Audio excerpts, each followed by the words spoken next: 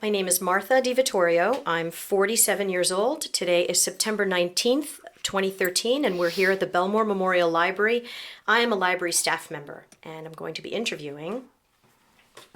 I am Florence Gatto, and I am 74 years old. And today is September 19th, 2013, and I am a library patron of the Bellmore Memorial Library. Thank you so much for being willing to share your story, which I have heard is an intense one. I guess the first question I would ask: how did you hear that the storm was coming? Like what was the first heads up that you had? Well, from the media and also having the evacuation notice thrust at me. What do you mean by that? Somebody? Well, yeah, the local people were saying, "Oh, you better get out. You better get out." And of course, my children called me and they said, "Ma, if you don't get out now, we're coming to get you." And that was a real threat. So I left. But you struggled somewhat with the decision? I mean, had you ever been Well, faced with that before? yes, I've been through storms before. We never really had that much of a problem. I have been evacuated before, and we went over to a local shelter, one of the schools. But somehow or other, this seemed a little bit more ominous. Okay. I had the same feeling. I took this one a little more Right. seriously. What would you say was the most challenging part of the storm for you? Was it preparing? What would you? Well, I really didn't prepare. I just got myself out of there. The most devastating thing was coming back and seeing all the damage. And I came back 2 days later, and I had my basement was filled with water, and everything else I had water all over my first floor, and my dock was destroyed, and and the shrubbery, and there was a lot of damage and debris around. Can you describe your feelings when you first? Well, in one sense, I was glad at least the house was still standing, But I just looked around. I said, "Oh my goodness! Now where do I start from?" But the first thing, of course, I had to empty out that water from the basement, and I had to get help. Yeah. Speaking of help, where did you go for the 2 days when the storm Oh, was I raging? went to my daughter. Because they threatened me. They said they were going to get me, so I didn't want them to drive down to get me. And actually, I had a brand new car. I picked it up the day before, and the salesman said, "Lady, where do you live?" I said, "Oh, down by the water." And with his finger, he said, "Don't you dare leave the car there." But it had 20 miles on it. Right. That was it. Right. So I drove it up to my daughter's, and not really having a good feel of the car, and I parked it in her area, and she was safe. She was up north, and that's where I was. Thank goodness. Yes. Thank goodness. Okay, so you come back and you drove yourself. Yes. So what are you seeing as you Well, hit your area? ironically, at that point, the electricity was still on in my house. It went off later that day, and so when I walked in, I said, "Well, all right, we'll take care of this," and then the electricity went, and of course the heat was gone, and everyone else was out in the street talking about their damage and what are we going to do, et cetera, et cetera. The neighbors really gathered together, and that was unusual because my neighbors are new people. I really don't know them anymore. I've been here in this house since 1973, and at that time, we knew everyone. The kids knew everyone, and through the children, I knew the other neighbors. But now they're all new people, and they're young, and I worked for many, many years, so I really wasn't in contact with lots of people. So, I mean, the neighbors did gather together, and we helped each other. I've been hearing that it brought out the best in Oh, some yes. people, and it brought out some not so very nice things No, in others. I don't have that at all. I don't have that experience. The people were really, really very Yeah, nice. that's wonderful. So tell me about your basement is flooded. There's water all over your first floor. Did you have to recalibrate your feelings about material things, or I didn't realize what was damaged. I really didn't. I just saw this water. I said, oh, I never realized. And of course, my children have been after me, you better clean out that basement, clean out the garage. But the garage was also very badly damaged. I had, I guess close to a foot of water because the water came in not only from the back, I'm on the waterfront, and it came up from the canal, but also from the sewer and the street, which flooded the front of the house. So I got it from both ends. Both ends. Oh my gosh! But Did you have a lot of memorabilia in the garage? Well, or- yes, I lost a lot of books. That was a major thing. We lost a lot. All my Christmas decorations and a lot of mementos, travel things. I can't even begin to tell you because I had somebody come in to inventory everything because I was overwhelmed. And when I started to make a list for my insurance company, I was just too emotional. And my son said, "Mom, you have to get some help." So he did send me somebody, and it was a commercial enterprise, and they came and they did do an inventory, which was very helpful. Yeah. What do you feel the storm's impact was on your family? Do you live alone in that house now? So Now I do, yes. It was certainly a busy house for many, many years. I have 4 children, and my house sort of was a neighborhood hub for whatever reason, That's nice. And it was wonderful. It was absolutely wonderful. And even now, whenever there are young men, younger than I am anyway, they're men, and they do come by and they will ring the bell and they say, "Hi, Mrs. Gatto, how are you?" And I ask them, "Okay, identify yourself," because I have 3 sons. I don't know who belonged to who. And they tell me who they are. And it's wonderful to see these men come with their children. They say, "We want to show my daughter my backyard." Okay. So that's fun. Yeah. So what issues are you still dealing with, or have you been able to put Sandy to rest? No. Sandy will never be put to rest because it really affected everyone. Well, the inside of the house is pretty much repaired. I still have other things that have to be done, but I'm going to wait because I need to take a break because I'm overwhelmed. But my outside, in fact, I spoke to my landscaper yesterday, is still very badly damaged, and I think I'm going to wait for the spring to replant because at this point, I don't know. We'll have to see. Yeah. What was dealing with? You said a commercial enterprise came in to do your inventory, Right. Right, but then of course you had to have insurance appraisers, contractors. Tell me about that. What was that like? Well, I was fortunate. I did have FEMA come in, and they said they couldn't give me any money because I had flood insurance, which was great. I'm glad I had it. And they did come in and surveyed the damage, and so I was able to get some money from them, from my insurance, not from the homeowners. Homeowners gave me very little, but the flood insurance did give me some money, so I was able to fix up. Thank goodness. I'm glad I had it. Yeah. I'm just curious. Were you required to have that? Did Well, you live in a zone that? I used to have it years ago. Then I didn't have it. It's expensive. And then I didn't have it for a while. And then one of my neighbors said, "You really should have it. It's not that much money, I said, okay. So I did, have the flood insurance, but I do have a mortgage on my house. Now, when you have a mortgage, they tell you that you have to have the flood insurance. Right. I mean, but I had it, so I mean, the mortgager didn't really, question me about that. But the unfortunate thing is that when you do have a mortgage, any of the checks go to the mortgage company. Oh, my. So that was another battle. By the time, they approved the money and they'd send it to the bank, and then the bank held it for a long time. On why? Did they ever explain? Well, they owned the house basically, so they kept the money, and that was another battle because I had workers in the house. I had to pay them, Of course. and I had to wait for the money to come from the bank. Were you ever fearful that it would not? No, of course not. I knew it would come eventually, but they made you sweat it out. Yeah. Somebody that I spoke to about Sandy was talking about she found resolve in herself. She was amazed at how much she could accomplish and what she could get done.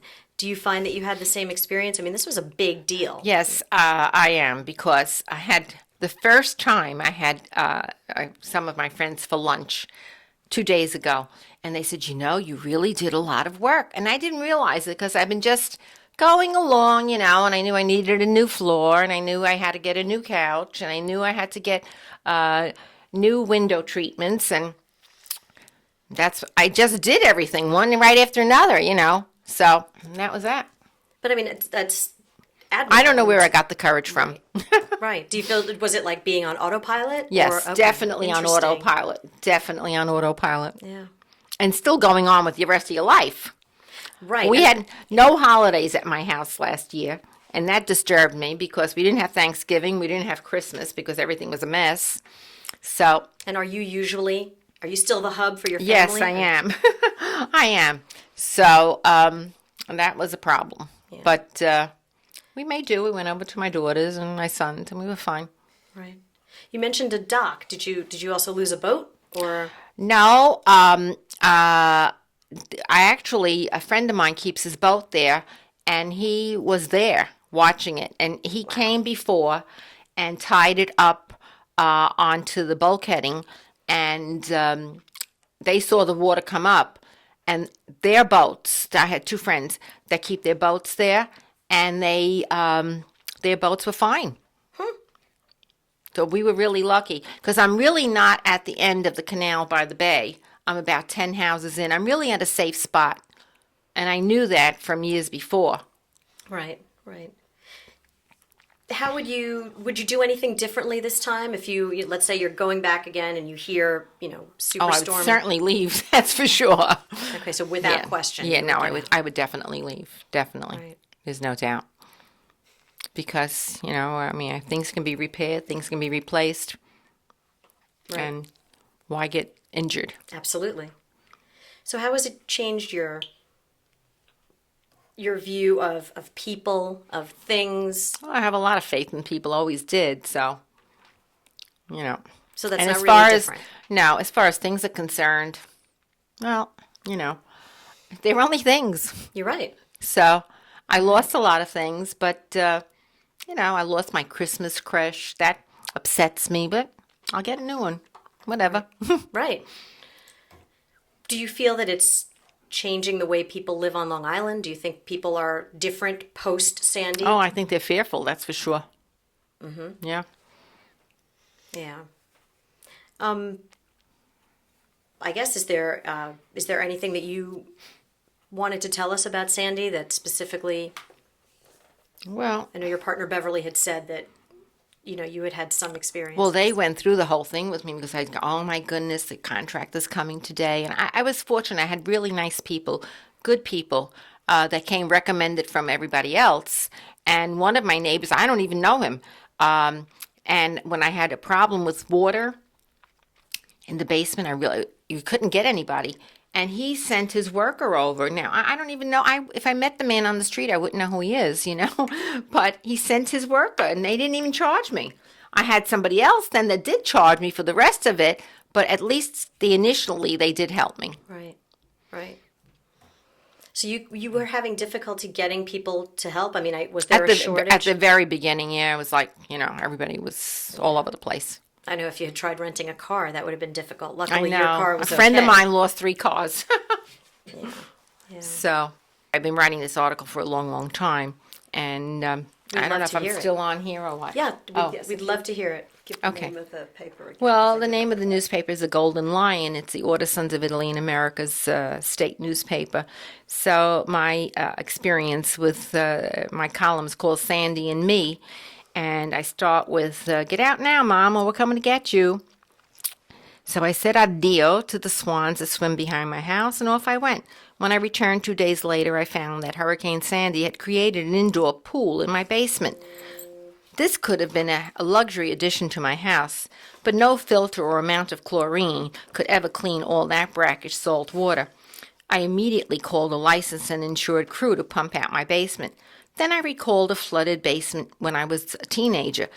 A sewer pipe broke and flooded the entire cellar in my Brooklyn home. It was really a smelly mess. And the first words out of my father's name was Cole Bastiano.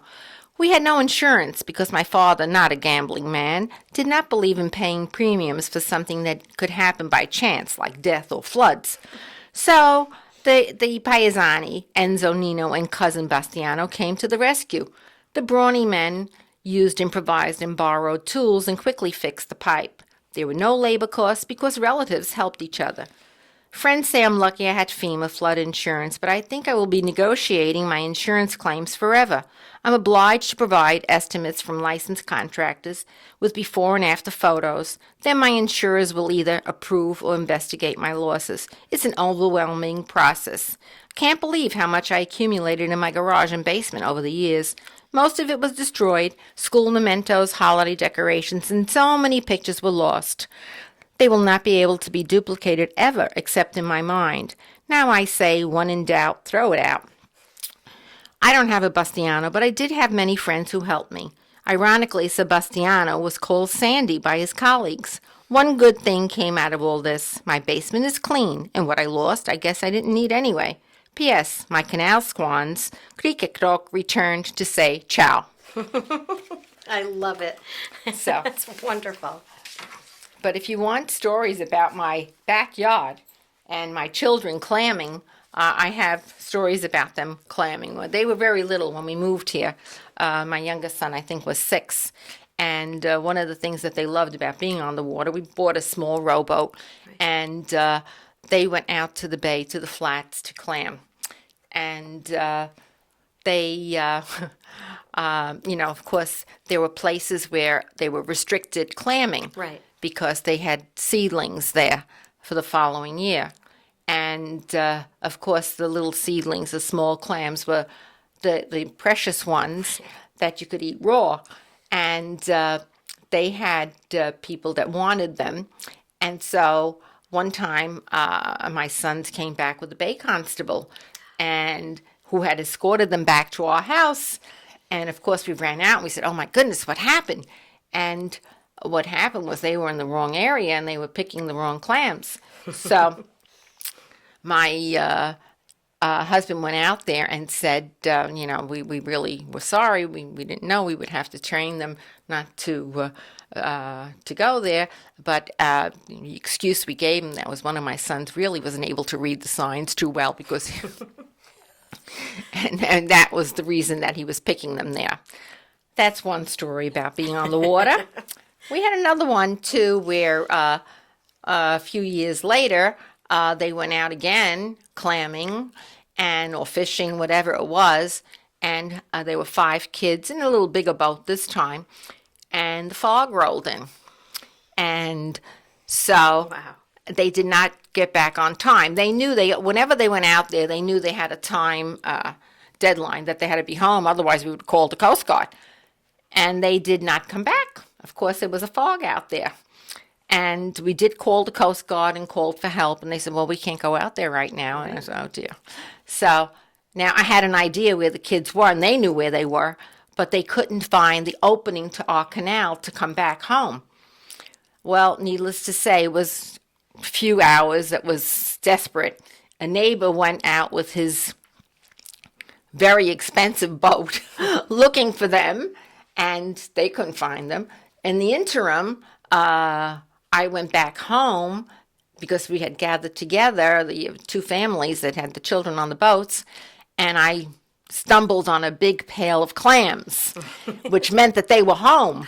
And so I was so angry because I wanted to take this whole pail of clams and dump them in the canal. But they were safe, and the other boat came back safely also. But that was our fog story. And I'll never let them live it down. Never. So Living on the water has its benefits, but it can be something. well, it was very nice to raise the children there. It really was. I have crabbing stories too, because they used to go crabbing right in our backyard, and the crabs were along the bulkheading. And when we first moved there, I was a novice at all this. I'm a city girl, and they brought the crabs in, and they said, "Oh, well, you have to clean them now so we can eat them." Well, I tried, and I one crab got to me and made a hole in my fingernail and my finger that I had to nurse for the entire summer. Oh my God. So I am very cautious now with crabs. So they're running right at this time. This is almost the end of the season, but I am very careful, very careful. And I love to eat them. They're delicious. But Good, that's your revenge. yes, Oh my goodness. I love your crabbing and clamming stories. I don't know if you have anything else that you would want to share with us, even if it's just memories of Bellmore, well, or what you liked about Bellmore when you first got here. Well- Has it changed? Oh, it has changed. I moved here primarily because, first of all, we needed a bigger house. I had 4 children. Secondly, we moved because the schools had a good reputation. So, and our church was a very nice church. I still belong to St. Barnabas, and my children all received confirmation there. And Where did you move from with them? well, we had lived in Baldwin in a smaller house before, and before that, we lived in Brooklyn. Okay. And when we bought this house here in Bellmore, it was more than we wanted to spend, that's for sure. But at the time, I was home with the children. I said, well, if I have to go back to work, I will. I was a teacher. So, and that's exactly what I did. After a couple of years, I went back to work in Brooklyn and, as a teacher. Wow, commuting from Bellmore Oh, to yes, it was a Brooklyn. nightmare. Holy The cow. commute was a nightmare. However, lo and behold, one of my former colleagues lived down the block, and she also went back at the same time. So we traveled together with my friend Shelley Teitelbaum for 12 years, back and forth. So we were fortunate. We had, we shared driving. So that was very nice. So you would drive, you didn't take the railroad? Oh, no, we had to drive because the railroad would leave us in a central place. And, the schools are in local neighborhoods, so Right. that didn't help any. Wow. So I did go back to work. And I left 4 kids and the dog. The dog is another story. The dog was a terror of the neighborhood. And I had to get help in the morning, and then I ended up having a live-in person to take care of the children, so couldn't trust them alone. No, definitely not. I Not was 4 together. Well, the thing is, I had the water in the back, but the water wasn't as much of a problem as the street with the cars. They feared the water. I had put in a fear, and they respected the water, really. But you never can control the street with the cars and buses and whatnot. So what is different now? What is the feel of the community different? Oh, yes. or- First of all, it's much younger. Yeah. Thank God. And there's lots of kids now. But Merrick Road has certainly changed, and the railroad has been raised. When I moved here, it was on ground level, and it was really scary because the kids, again, don't you dare cross that street, cross the tracks or anything. So, I had 3 boys. My daughter was the oldest. She was a little easier. My boys were also very big athletes at JFK High School. What sports did they participate in? Well, they played baseball, and they played football, and they played basketball. And they were on the band. And my daughter was she took more of an academic road, and she was in music, and she also was a runner. So, but they were very good athletes. Everybody knew the kids. They all knew the Gatto boys, even now. They all, the Gatto boys, yeah. So, That's they were nice. all very handsome, too. Well, I'd love to see a picture. I don't think I have one of them. I do have one in the book.